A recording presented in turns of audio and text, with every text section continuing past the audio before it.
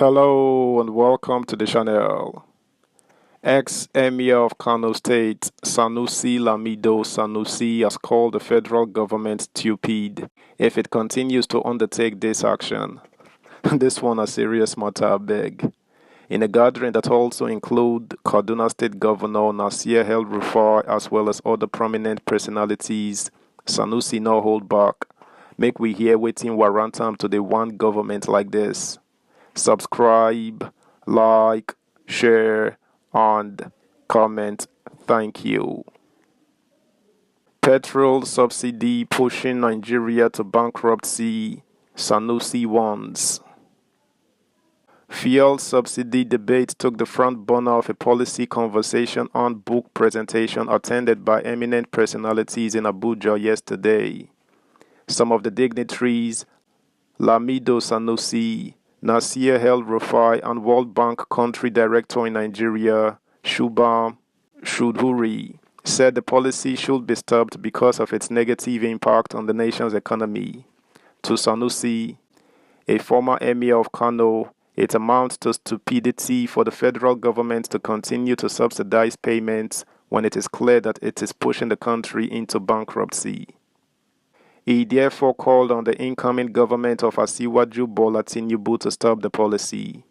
Sanusi, who is also a former governor of the Central Bank of Nigeria (CBN), said those in support of subsidy must realize that cheap fuel is not more beneficial to the poor than education, healthcare, and power.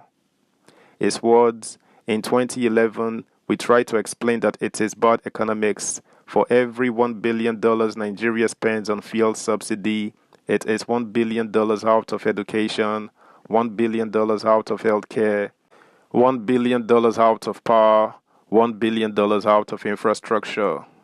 What you people in support of subsidy are saying is that for the poor people in this nation, cheap fuel is more important than education, more important than healthcare, more important than power, etc. If you do that for 30, 40 years, what kind of country are you going to have? Which is what we have had. Sanusi described what currently obtains in Nigeria as a hedge and not subsidy. He added, as subsidy is, you will say if the price is X, we will pay 20% of it. That's a subsidy.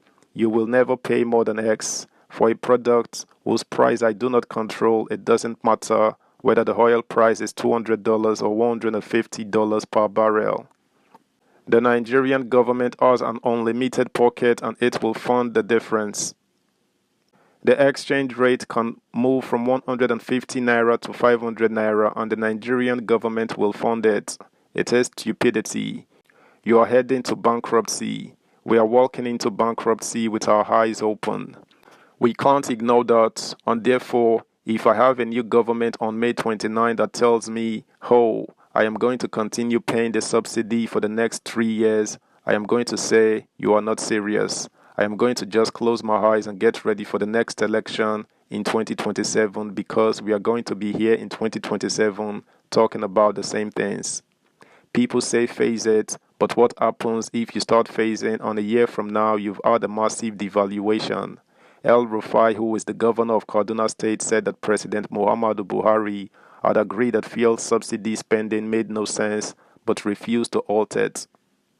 He said, between September and November 2021, the National Economic Council gave us an assignment to work out what to do if we withdraw subsidy, how much will be raised, etc. We worked with experts and the World Bank. The council, according to him, developed a framework on what to do with what will be saved once subsidy is halted and how to release more money for education, health, infrastructure, etc. We came out with a report on what to do with the resources, which will be transparently explained to Nigerians. Components of it include investment in security, social protection, etc. The report is there, the governor said. El-Rufai explained in 2022, governors sensed danger when they noticed that the federal government budgeted 200 billion naira for roads and 1.2 trillion naira for subsidy. The governor said he approached the president and asked, does it make sense to you for us to spend 200 billion naira on all federal roads in Nigeria in 1 year and 6 times that on cheap petrol. He said it doesn't make sense, so why are we doing it? This is something we've been studying for many years. We have a framework, and the Economic Council agreed. All the 36 governors of Nigeria agreed, and it should be withdrawn. We had a clear plan on where the money would go. Some of it will go to the federal government, some to the states, local government areas, and for interventions. We all agreed. The president said, no, that's it. Subscribe, like, share, comment, and please turn the notification bell on. Thank you. World Bank Country Director Shudhuri repeated the bank's call for subsidy removals, stressing that it was adversely impacting Nigeria's economy.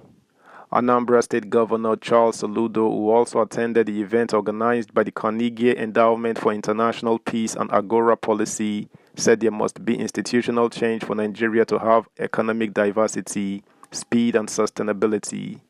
If we don't tame the politics, if we don't produce what I call productive politics, rather than consumption-oriented politics that has dominated over time, we are not going to be able to achieve both speed and sustainability, he added.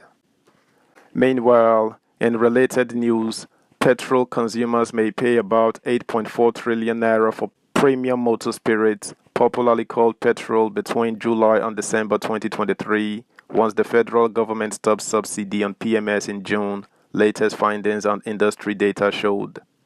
This represents about 250% increase from the 2.4 trillion naira PMS consumers will spend during the period if the government chose to retain the subsidy regime. Oil marketers explained that the average cost of petrol could rise to about 700 naira per litre from July, should fuel subsidy be brought to an end in June as projected by the federal government. The development means that the expense by Nigerians for fully deregulated petrol could rise by 6 trillion naira during the 6-month period, going by the insistence of the government that fuel subsidy would end in June. The group chief executive officer, Nigeria National Petroleum Company Limited, Mele Kyari, in February, stated that over 66 million litres of PMS was pumped daily into the market by NNPC Limited to keep the country wet. With a projected average cost of 700 naira per litre once subsidy is removed, it implies that Nigerians will pay about 46.2 billion naira daily for petrol, which translates to approximately 1.4 trillion naira monthly and 8.4 trillion naira in 6 months, July to December 2023. That's the news, guys. Thanks for listening. Until next time, bye.